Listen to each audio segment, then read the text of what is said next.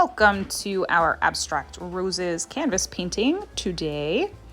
Before beginning, make sure your table is set with some water, a paper towel, and the paints and brushes from your kit. We also recommend wearing a smock or art clothes and covering your workspace with something to protect it. For the first step of our project, we're going to be creating a wash for the background. Now, a wash is basically just color that's mixed together with water. So we're going to be using the red and the yellow from our kit and mixing some water into these colors to make them like a watercolor. It's important that once you put this color in your background, that you're still able to see the pattern lines for your flowers. So if you start to apply this background color and you find that you're not able to see the pattern lines, you're going to want to add a bit more water to your colors. We're going to be working in a circular motion around the canvas, circular like a circle. And I'm just kind of alternating using the yellow and the red. So some sections might be mostly yellow, some might be more red, and some might be orange where the two colors mix together more. You can work from the inside towards the outside or from the outside towards the inside, whichever is more comfortable for you. But ultimately, we want to cover the entire canvas with our wash of yellow and red.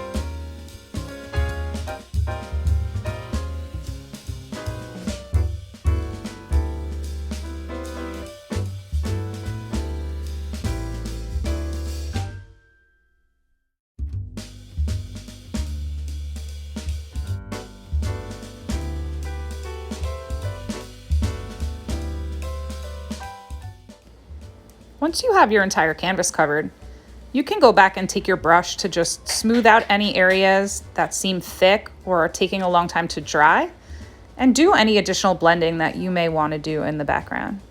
We are going to want to let this step dry pretty well before we move on to the next step of the project. So make sure that you don't have any very thick areas of paint that are going to make it much slower for the drying to happen.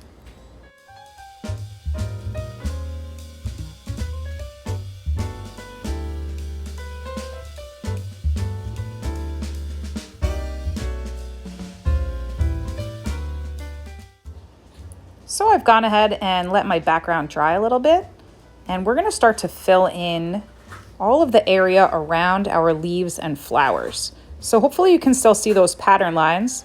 And what we're going to do is start with our big brush and try to fill in some of the bigger areas. But we will need to swap out to a smaller brush when we need to fill in some of the more intricate sections. But we're going to be covering over that wash that we created in the first step all around our detail areas. So around our leaves and around our flowers. Don't get too crazy. If you get this green in any area where you don't want it, we are going to be painting over all the leaves and flowers. So you should be careful, but don't get crazy. We are using the dark green for this step. And if you want it to be even a bit darker, you have the option of adding a little bit of black to your paint. So we're going to work our way around and just fill in all of the area that is around these detail sections.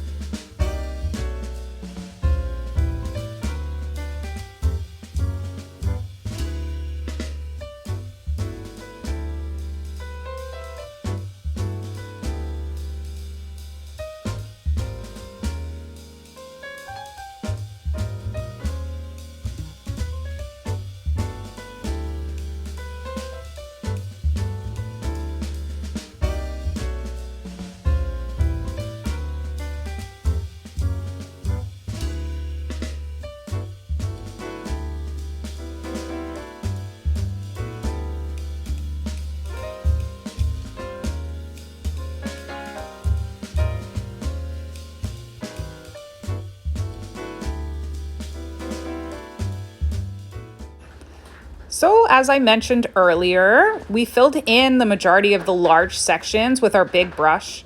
And now we have some of these smaller, more intricate areas left that we need to paint green. So I'm going to go ahead and swap out to my smaller brush so that I can more easily control filling in these additional areas. Also, as mentioned, don't get too hung up on being perfect in this step, since we will be painting over all the leaves and flowers in the following steps.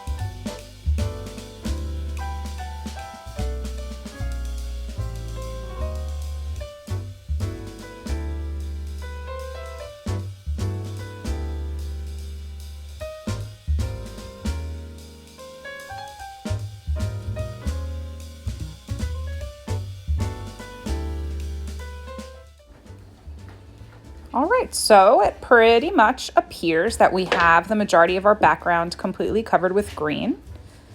we are going to grab our big brush again, and you can just give it a little bit of a rinse. It doesn't need to be totally clean, so it can still have some of that green color.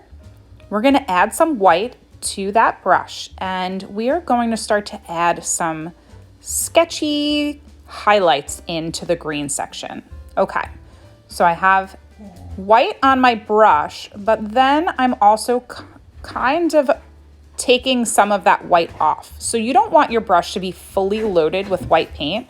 We almost want to go for a dry brushing technique in this step, which means there's some white on our brush, but it's not totally loaded with white. And we're going to work our way around the background of the canvas and add some detail lines into our green section. In this step, I realized that I had missed painting some of the background area green, and I went back in and filled it in. So if you missed this section as well, don't worry, you can always go back and fix any mistakes that you made. Once you have this section filled in, you're going to continue to work around the background of your project, adding white and sort of using the leaves and flowers as a contour for where you're putting that color, meaning that you're kind of going to be following the outline of the leaves and flowers with your dry brush white.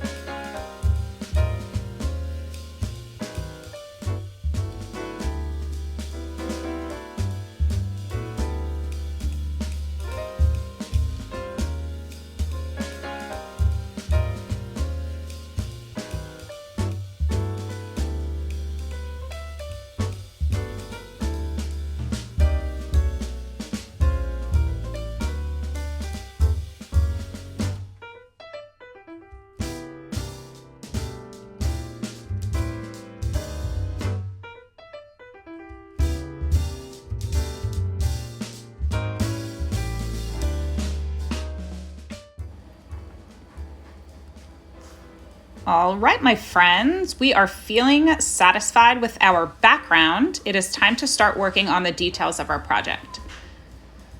The first thing we're going to do is work on our leaves. So we've added the rest of the colors to our palette. And for the next step, we're going to be mixing together a little bit of brown with a little bit of yellow and just a touch of the deep red. So the color that we're trying to create here is a deep brown. We're going to be using this color to add in some additional leaves to our project. So you can follow along and add your additional leaves in the same places where I'm putting mine, or feel free to put these leaves anywhere you'd like. In addition to using this brown for our leaf shapes, we're also going to loosely outline some of our existing leaves. Same thing, you're welcome to just follow along and outline the same leaves that I do, or feel free to outline any leaves you'd like.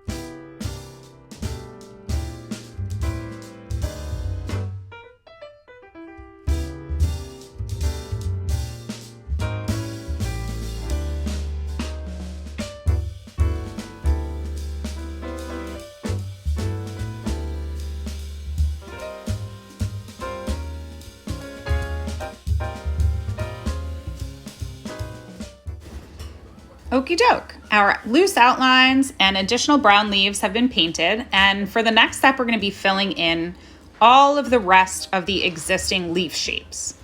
So the colors we want to mix together for this step is half and half white and yellow, and then just a small amount of the dark green that we used for the background. So we're kind of creating a sagey, limey kind of green. And we're gonna work our way around the canvas and fill in all of the leaf shapes that we have left outlined. For some of the leaves, it's gonna be easiest to use a small brush, especially for the small leaves. When we get to some of the larger leaves, filling them in with a bigger brush is going to be easier. So as you follow along, you're gonna see me change brushes depending on what size the leaf is. Feel free to do the same or use whichever brush is most comfortable for you.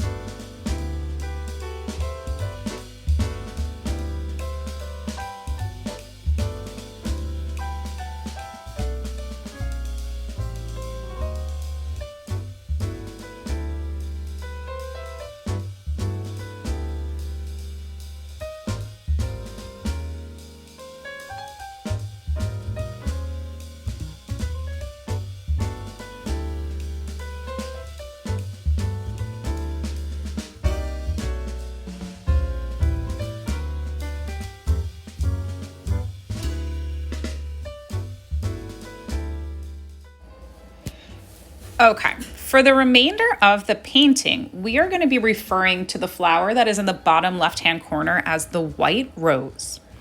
The flower in the center of the painting is going to be called the orange rose, and the flower in the bottom right-hand corner of the painting is going to be the pink rose. We're going to start out by working on the white rose. We're going to be mixing together half white and half yellow with a teeny bit of red. And we're going to use this mix to paint the center of the white rose, blending outward with titanium white, which is just the white. And we're always going to be working in a circular motion. So you're going to see as I'm painting this with basically a second coat, right? Because we have the wash under there as the first coat. So we're really adding more depth and more layers to this white flower. We're going to be sort of using the shape of the flower, the circle shape, to guide the way that our paintbrush moves within that area.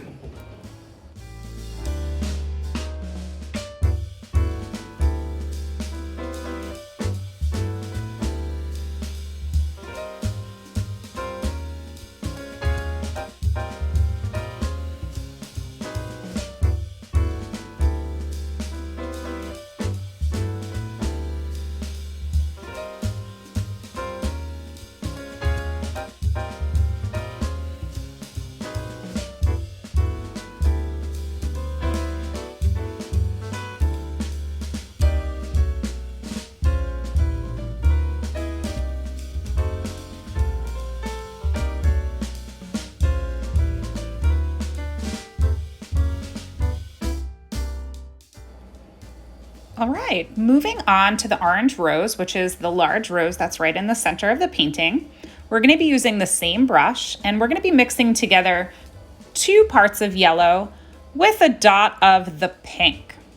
And we're going to use this combination of colors to start blending in the same way as we did with the white rose. So basically, you're doing the same step as you did with the white rose, but instead of using white and yellow, this time we're using yellow and pink.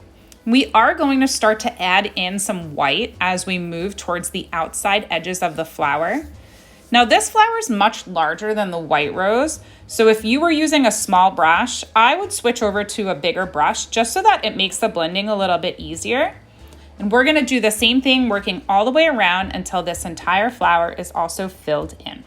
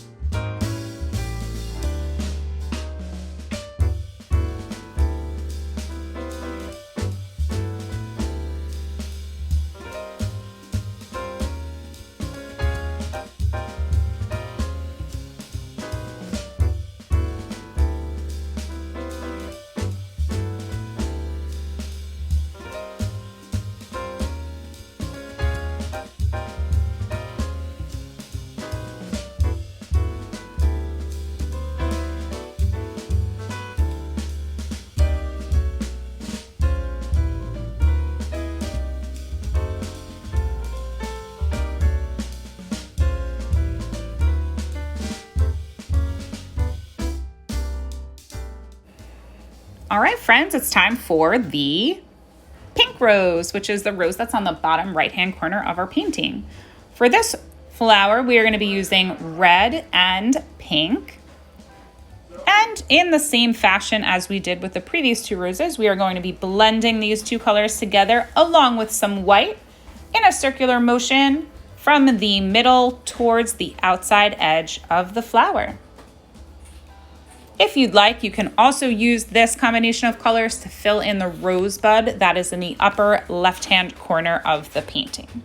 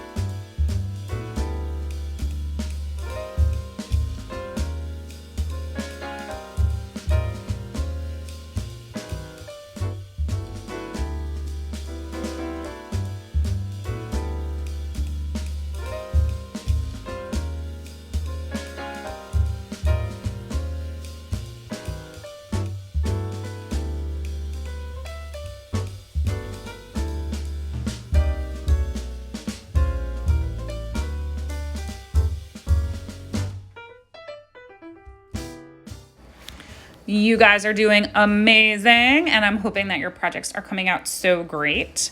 At this step, I'm going to recommend that you rinse all your brushes. Sometimes it's good to take a break and clean out your water bowl as well, but we do want to get our brushes nice and clean before we move on to the next step. All right, we're going to be using our small brush for the next step. We're going to be mixing together 2 parts of yellow with 1 part of white and a little bit of that brown color. We're going to be using this mix to paint outlines around the brown leaves that we created in step 1. We're also going to be using this color to paint the leaf veins and stems.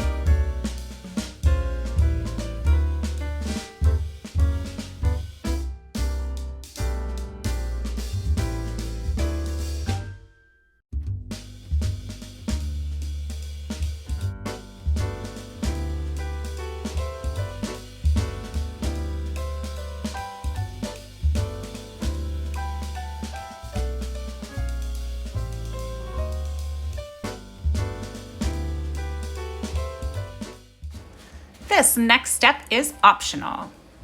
If you would like to add more contour, which is like sort of deep area to your flowers, you can take this brown mixture and not only add a center to each flower, but using your small brush, you can use this brown color to add some deeper lines into each rose. In the next step, or maybe the one after, we are going to be painting over these flowers again with another set of highlights and a little bit of shadowing. So if it seems very stark, don't worry, because they're going to get blended in. So I'm just taking my small brush and I'm kind of working my way around each flower, and I can still see those pattern lines in the background a little bit. So I'm kind of just using those as a guide as to where I'm going to put these brown contour lines. Again, this is an optional step. And if you decide that you don't want this deep color inside your flowers, you could totally skip it. I would say add the flower centers with the brown because it does give it a good like depth in the middle, but totally optional as to whether or not you like these contour lines.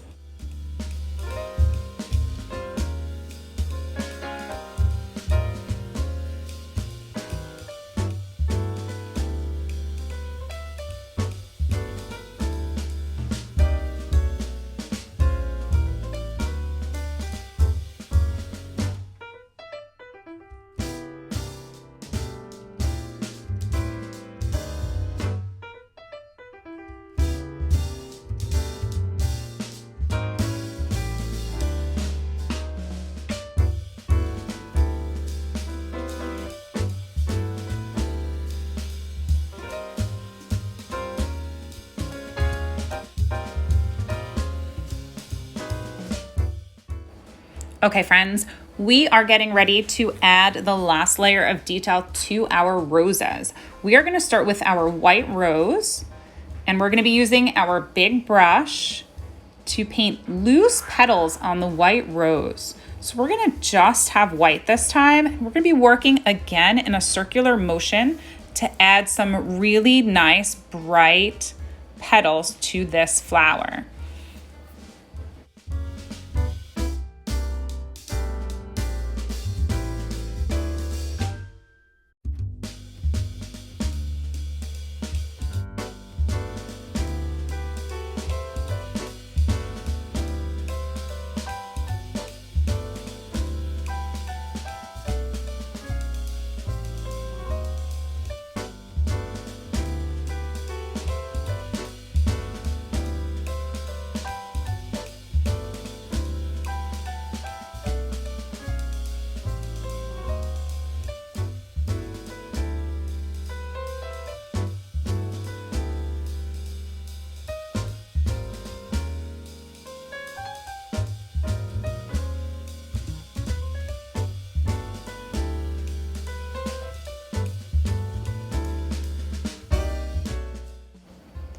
I feel like I really covered my flower center on this one, so I just went back and grabbed a little bit of brown to add it back in.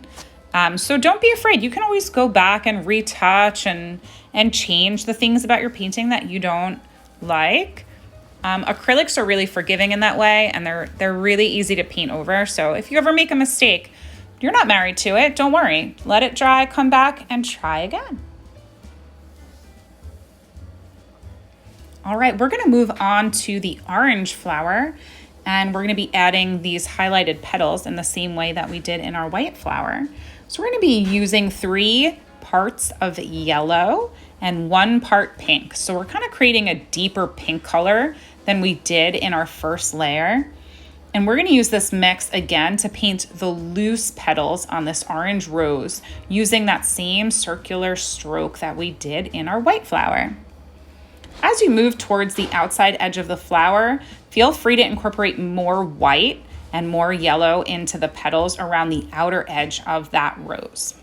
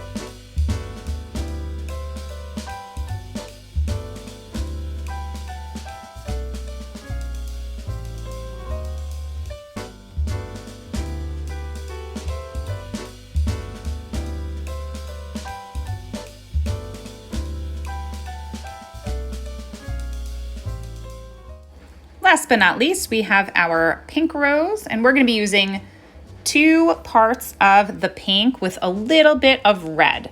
Same scenario. We're painting those loose petals in the pink rose, working around in a circular motion and using more titanium white as we move towards the outside edges.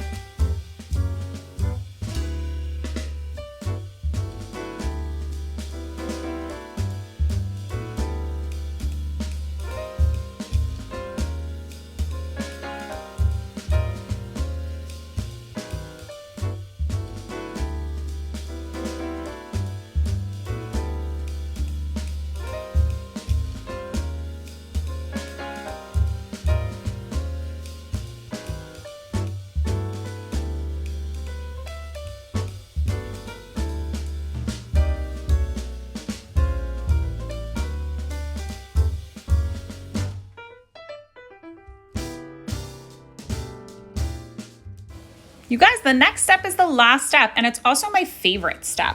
So we're going to be creating all of the additional foliage in the background of this project. And these are going to be freehand foliage painting. Okay, so don't get worried. Everybody sort of starts to get nervous when I say freehand because you think to yourself, well, I don't know how to paint, or I'm afraid to paint without a guide. But just follow along with my tutorial and you'll be totally fine painting these very simple leaf shapes in the background of your project. Mix together 3 parts of yellow, 1 part of white, and a small amount of the dark green. And we're just gonna work our way around and paint random freehand leaves.